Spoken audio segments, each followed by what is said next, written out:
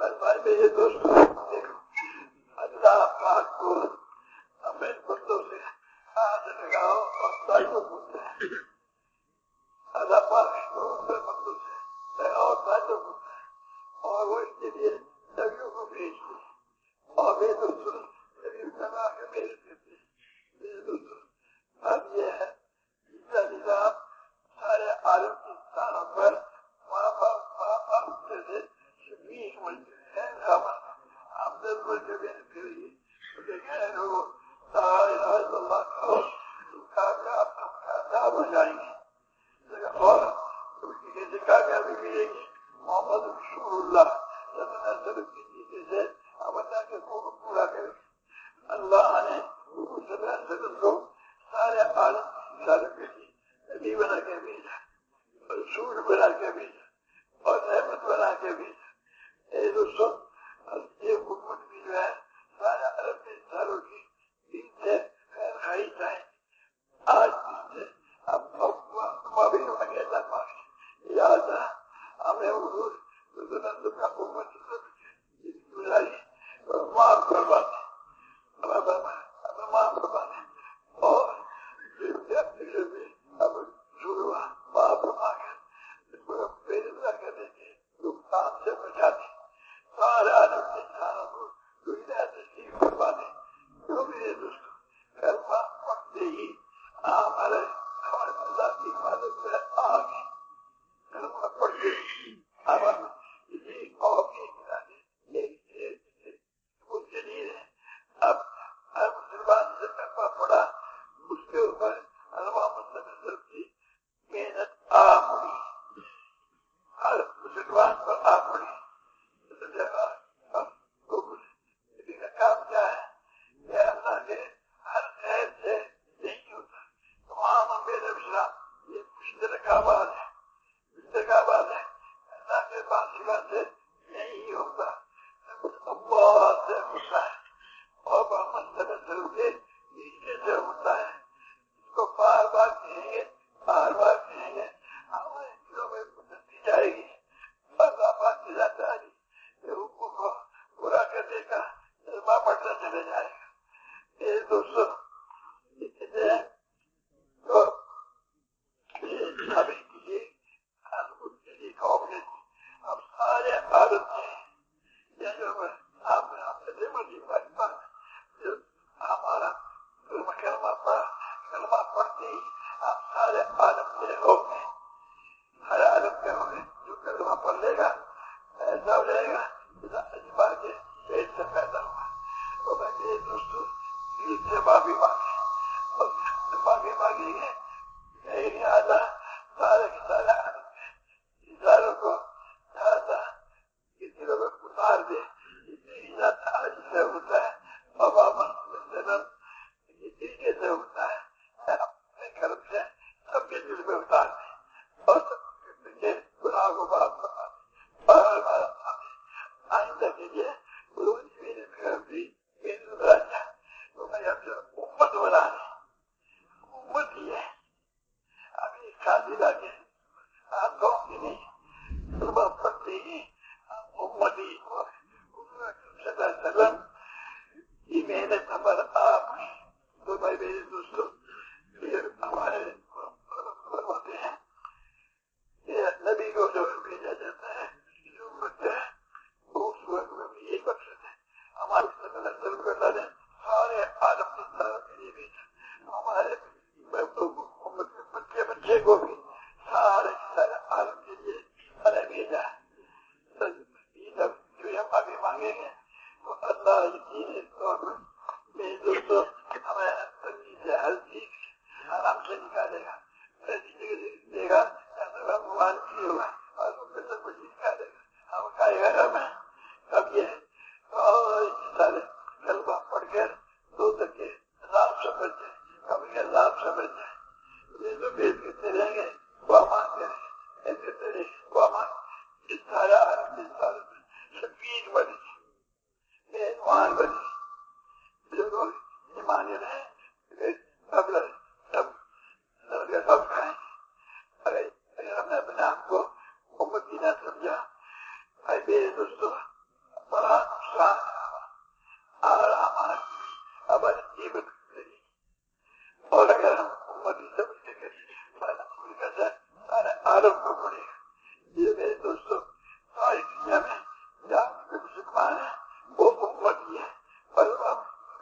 وسلم بھائی میں آگے خبر پہ جانا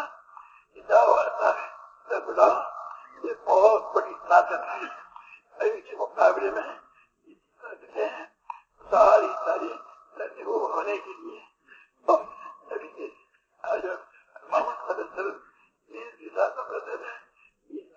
براہ راست اللہ کی قدرت سے مدد ہوتا ہے. براہ راست اور جتنی طاقتیں ساری کی ساری ماتے سے دی گئی ہے. لیکن اس سے جو میری اللہ تعالیٰ کی اپنے پاری ہے مطلوب کی ریچ ہوئے تھے. یہ ہمارا آپ آنکھیں ہو جائے گی. اس کے اندر سارے عالم کا پڑے گا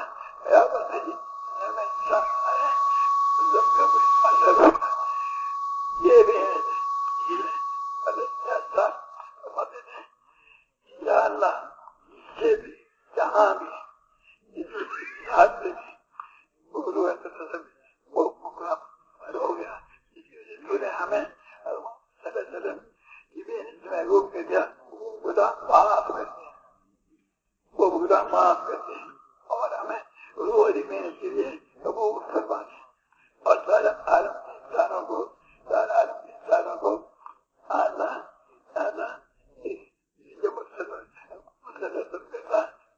کے لیے قبول فرماتے.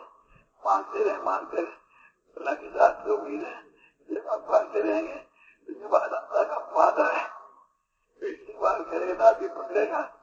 اللہ پاک دور راہیں کھولے گا. ایک بات آئے گی دوستوں سارے عالم کے لیے ہی فیصلہ ہوگا. یہ بھی اتحاد سے آسٹریلیا پیدا ہوئے امریکہ میں جب اسلام وغیرہ کئی ہوئے تو مسلمان ہو گیا. وہ سارے کے سارے امتی ہو گئے. اللہ پاک ساتھ ہو گیا. معمولی چیزیں سمجھے بہت بڑی بات ہے. میرے دوستوں اگر ہم جڑ جائیں گے تو ہمیں مرنے کے بعد بھی بار بار ملتا رہے گا. جب یہ دوستوں اب تو جو ہمارا آپ سارے ساری دنیا میں پھیل جائے اور یہ کہیں کہ اب امت ہمیں تمہیں سارے عالم انسانوں کے لیے بھی اور قیامت تک کے زمانوں کے لیے بھی. تو اس لیے بھائی اپ سے کوتاہی معاف فرما. جو ہی معافی مانگی اللہ پاک معاف کروانے والا. ہمارا احسان سارے عالم کے اوپر احمد گرانے والی ذریعہ ہے. دوستوں ابھی سے کیا ہے لاکھوں کروڑوں برس اللہ آپ سے بچے کے ذریعہ ہے. یہ ہر آنکھ کے حوالے سامنے رہے قیادت کے خلاف جو میں سنتا جو معاف کر پاتے. تو بھائی اب ابھی مانگیں گے نا ابھی مانگیں گے.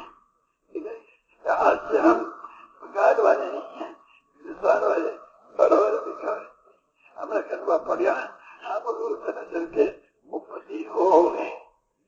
سارے عالم کے لیے ہو گئے. اسی لیے اللہ پاک نے ہمیں حضور صلی اللہ علیہ وسلم کو امتی بنایا. بدل نصرت حضور صلی اللہ علیہ وسلم کی کوئی بدل نصرت اس امت کے ساتھ ہو گئی. پر ہم اپنے آپ کو امتی سمجھے اور سارے عالم میں محنت کریں اور مسلمان کو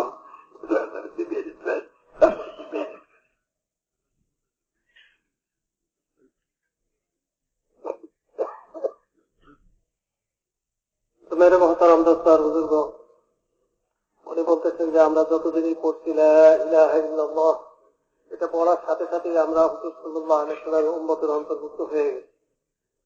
হুজুর সাল্লাল্লাহু আলাইহি ওয়াসাল্লাম যত জিম্মাদারি উম্মতের উপরে দিয়ে গেছিলেন এই সকল জিম্মাদারি আমাদের উপর এসে গেছে. এটার মধ্যে কোনো সন্দেহ নাই. হ্যাঁ, এর মধ্যেও কোনো সন্দেহ নেই যে আমাদের অতীতে অনেক ভুল হয়ে গেছে. এই ভুলের জন্য আমরা আল্লাহ তাআলার কাছে মাপ চাইতে থাকবো. নিজের জন্য মাপ চাবো, সমস্ত উম্মতের পক্ষ থেকে মাপ চাইব. কারণ যদি আমরা আল্লাহ তাআলার কাছ থেকে নিজের ভুলকে স্বীকার করে মাপ চেয়ে নিই তখন আল্লাহ তাআলা আমাদেরকে মাফ করে দেবেন এবং আল্লাহ তাআলা আমাদের জীবনের সংকীর্ণতা মুক্ত করে দিবেন. আমাদের জীবনে আর কোনো সংকীর্ণতা থাকবে না আল্লাহ তাআলা আমাদের অজানা জায়গা থেকে রিজিকের ব্যবস্থা করে দিবেন, অর্থাৎ এমন জায়গা থেকে আমার জন্য রিজিকের ব্যবস্থা হয়ে যাবে যেখান থেকে আমি কোনোদিন কল্পনাও করতে পারিনি। ওই জায়গা থেকে আল্লাহ তাআলা আমাদেরকে রিজিকের ব্যবস্থা করে দিবেন। এই সবকিছুই নির্ভর করতেছে, এই সবকিছুই অপেক্ষা করতেছে আপনার আমার কালিমা পড়ার পরে আমলের উপরে। যে কালিমা পড়ার পরে আপনার আমি কি আমলটা করি।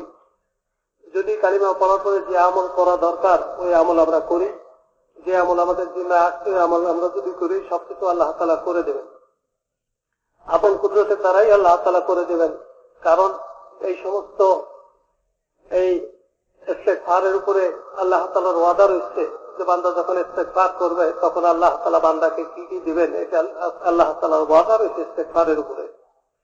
এই জন্য মেরে মুহতারাম দোস্ত বুজুর্গ, এখানে একটা কথা যে আল্লাহ তাআলা করে দিবেন, এই সবকিছু করে দিবেন।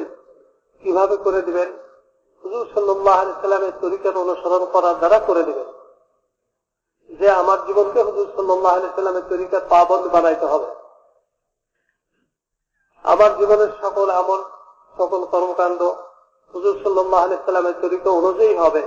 হুজুর সাল্লাল্লাহু আলাইহি সাল্লামের তরিকার মধ্যেই আমার জীবনকে আমি সীমাবদ্ধ রাখবো। এটা আমাদের দিলের মধ্যে বসাইতে হবে এবং বারবার এমন ভাবে বলতে হবে যে আল্লাহ তাআলা আমার সবকিছু করে দিবেন।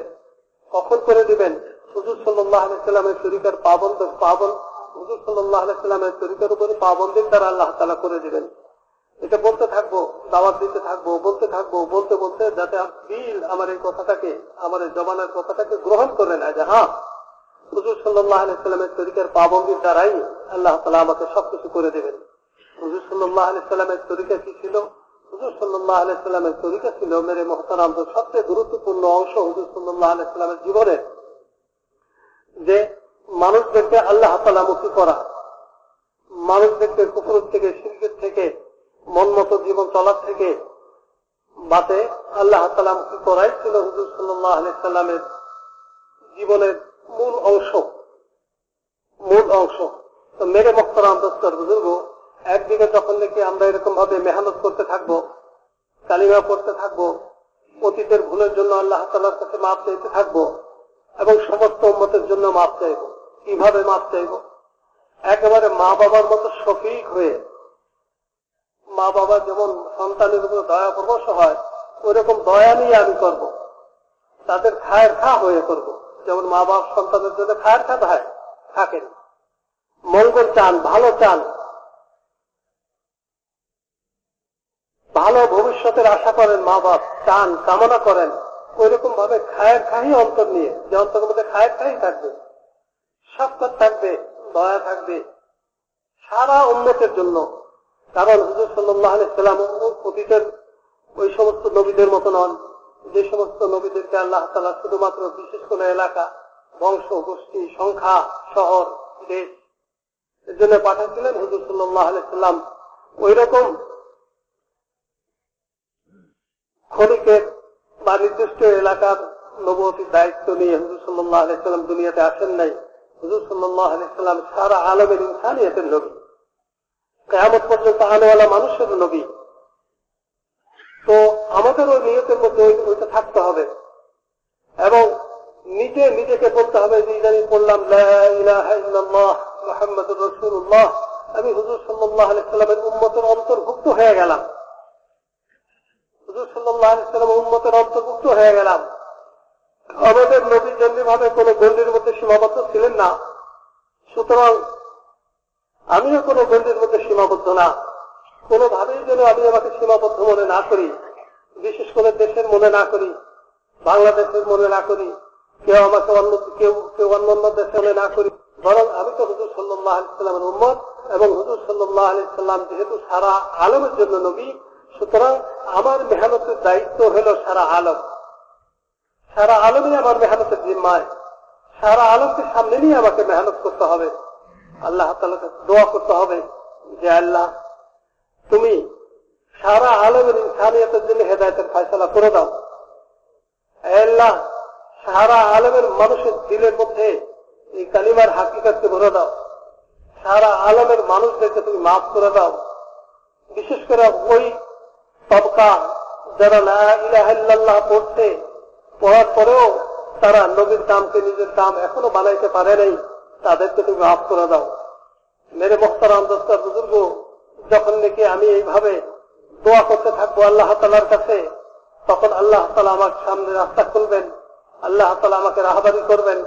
আল্লাহ তাআলার ইবাদতের জজবা, আল্লাহ তাআলার ইবাদতের জজবা আমার দিলের মধ্যে দিন দিন বাড়তে থাকবে, আল্লাহ তাআলার নৈকট্য অর্জন হতে থাকবে, আল্লাহ তাআলার ইবাদতের জজবা বাড়তে থাকবে। আর একদিকে হুজুর সাল্লাল্লাহু আলাইহি সাল্লামের তরিকার মধ্যে কামিয়াবি সফলতা, এই দাওয়াত দেওয়ার দ্বারা ওই ইবাদতকে হুজুর সাল্লাল্লাহু আলাইহি সাল্লামের তরিকা অনুযায়ী করার আগ্রহ দিলের মধ্যে পয়দা হতে থাকবে। বান্দা যখন থেকে আল্লাহ তাআলার হুকুমকে হুজুর সাল্লাল্লাহু আলাইহি সাল্লামের তরিকা অনুযায়ী ব্যক্তিগতভাবে নিজে আদায় করতে থাকে এবং সমস্ত মানুষের প্রতি খায়ের খা হয়ে, তাদের প্রতি শফিক হয়ে তাদেরকে এই দিনের দিকে ডাকতে থাকে, দাওয়াত দিতে থাকে, এই কালিমার দাওয়াত দিতে থাকে। কালিমা মানি হইল যে ইসলাম, ইসলামী কালিমা, ইমানি কালিমার দিকে দাওয়াত দিতে থাকে। তো মেরে মোহতারাম দোস্তর বুজুর্গ, আল্লাহ তাআলার মহাশক্তি, মহাকুদরত ওই বান্দার সাথে হয়ে যায়। হ্যাঁ, দুনিয়ার যত বড় তাকতই হোক না কেন, দুনিয়ার যত বড় শক্তি হোক না কেন, মেরে মোহতারাম দোস্তর বুজুর্গ, আল্লাহ তাআলার শক্তির মোকাবেলা কেউ করতে পারে না। এই জন্যই তার মোকাবেলা কেউ করতে পারবে না। কারণ হলো যে কালিমা পড়ল লা ইলাহা ইল্লাল্লাহ, সে আল্লাহ তাআলার হেফাজতের সীমানার মধ্যে এসে গেল, তাকে হেফাজত করে আল্লাহ তাআলার জিম্মায় হয়ে যায়। যদি এই কালিমার হাকিকতকে উপলব্ধি করে প্রকৃতপক্ষে যেভাবে পড়া দরকার এইভাবে তার জীবনের থেকে পড়া হয়ে যায়, তার জবান থেকে পড়া হয়ে যায়, তার অন্তরের মধ্যে এই কালিমার হাকিকত বসে যায়, তো মেরে মোহতারাম দোস্তর বুজুর্গ, আল্লাহ তাআলা হেফাজতের জিম্মার মধ্যে সে চলে গেল। তো মেরে মোহতারাম দোস্তর বুজুর্গ, এটা কেন যায়? বলে যে যেই কালিমা পড়ে তার উপরে নবীর আখিরি নবীর যে জিম্মাদারি, ওই জিম্মাদারি তার উপরে এসে যায়। আর যখন নাকি জিম্মাদারি আসে, তখন আল্লাহ তাআলা তার হেফাজতের জিম্মাদারি নিয়ে নেন। নবীদের জিম্মাদারি দিচ্ছেন আল্লাহ তাআলা, তাদের হেফাজতের জিম্মাদারিও নিচ্ছেন, তাদেরকে নুসরত করার জিম্মাদারিও নিচ্ছেন, তাকে মদত করার জিম্মাদারিও নিচ্ছেন। তো মেরে মোহতারাম দোস্তর বুজুর্গ, আমরা যখন ওই কালিমা পড়বো, তখন আমার উপরে আখেরি নবীর কাম যেটা, ওই জিম্মাদারি আসলো, কারণে আমার হেফাজতের জিম্মাদারিও আল্লাহ তাআলার উপরে হয়ে গেল।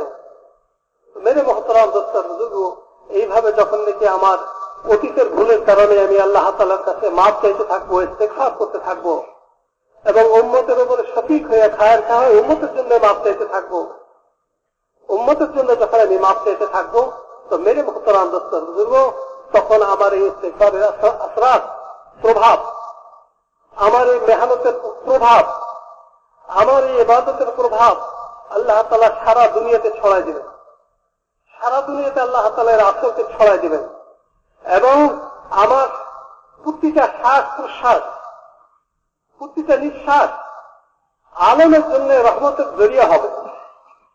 আমার দোয়া আলমের জন্য রহমতের জরিয়া হবে, আমার দোয়া সারা মানুষের হেদায়েতের জরিয়া হবে। তো মেরে মোহতারাম দোস্তর বুজুর্গ, বলে যে এই জন্য খুব হেদায়েতের দোয়াও চাইবো আল্লাহ তাআলার কাছে, যে আল্লাহ তুমি উম্মতকে হেদায়েত দিয়ে দাও।